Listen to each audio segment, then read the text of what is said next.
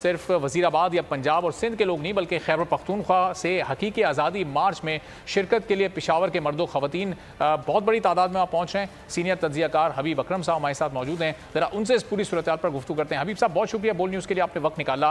ये मार्च जिस तरह लोगों का जज्बा है, जिस तरह लोग हर गुजरते दिन के साथ इसमें अपनी तादाद में इजाफा कर रहे हैं, क्या आपको लग रहा है 11 तारीख को पहुँच कर मकासद हासिल करने में कामयाब हो सकेंगे इमरान खान? देखिए, इमरान खान ने सिस्टम के ऊपर जितना प्रेशर बिल्ड कर लिया है वो काफ़ी है इस बात के लिए कि उनके साथ नेगोशिएट किया जाए, मुज़ाकरात हो, डायलॉग हो और उसके बाद आगे की सूरत हाल डेवलप हो, बजाय इसके कि हम उस इंतहाई सूरत का इंतज़ार करें कि इमरान खान साहब जैसे वो कह रहे हैं वो लाखों लोग या हज़ारों लोग लेके इस्लामाबाद पहुँचें और इस्लामाबाद शहर में जो हमारा वफाकी दारुल हुकूमत है वहाँ पर जब लोग पहुँचेंगे तो ये डेफिनेटली एक इंटरेस्टिंग स्टोरी बनेगी और इस तरह के पाकिस्तान के अंदर अदम इस्तेहकाम का तासुर जो है वो ज़्यादा उभरेगा। तो मेरा ख्याल ये है कि इमरान खान साहब ने अब तक जितनी अपनी सियासी कुव्वत का मुजाहरा किया है वो इस बात के लिए, वो हुकूमत के लिए ये समझने के लिए काफ़ी है कि इमरान खान के साथ मुज़ाकरात के बगैर रास्ता नहीं है। लेकिन अपेरेंटली अभी इस वक्त हुकूमत ऐसा लगता नहीं है कि वो समझ रही है।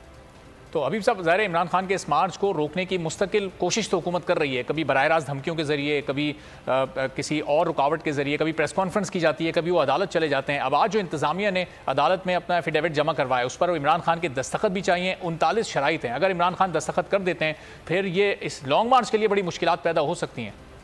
देखिए, बात ये नहीं है कि लॉन्ग मार्च को कहाँ पे रुकना है, कहाँ चलना है, कहाँ बैठना है, कहाँ से उठना है। बात यह है कि क्या ये लॉन्ग मार्च महज लोग इसमें शौक से शामिल हैं या ये लॉन्ग मार्च जो है महज एक डेकोरेशन, पाकिस्तान की पॉलिटिक्स में एक डेकोरेशन पीस के तौर पे या एक डेकोरेशन अलामत के तौर पे इस्तेमाल हो रहा है। भाई सिंपल सी बात है, लोग इकट्ठे हैं और लोग चाहते हैं और पुरअमन है। लोग ये चचरिया आपने पुरअमन रखने के लिए कोई शराइत नाफिज करना चाहते हैं, बिस्मिल्लाह वो भी कर लीजिए।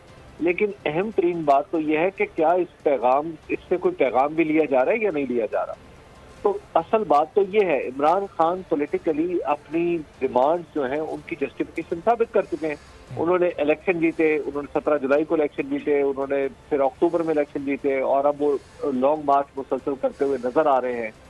मीडिया पे बहुत सारी कदगने होने के बावजूद उनका जो पैगाम है वो लोगों तक पहुंच रहा है। लोग उन्हें देखने के लिए, उन्हें सुनने के लिए जीटी रोड पे जमा होते हैं। तो अब ये सवाल यहाँ पे तो नेचुरली पैदा होता है कि भाई अब इसका अंजाम क्या है, और जाहिर है हुकूमत कुछ दे सकती है। इमरान खान के पास तो ऐसा कुछ नहीं है जो वो दे, तो लिहाजा हुकूमत को ही देना है, हुकूमत को ही गिवन करना है जहाँ पे भी करना है।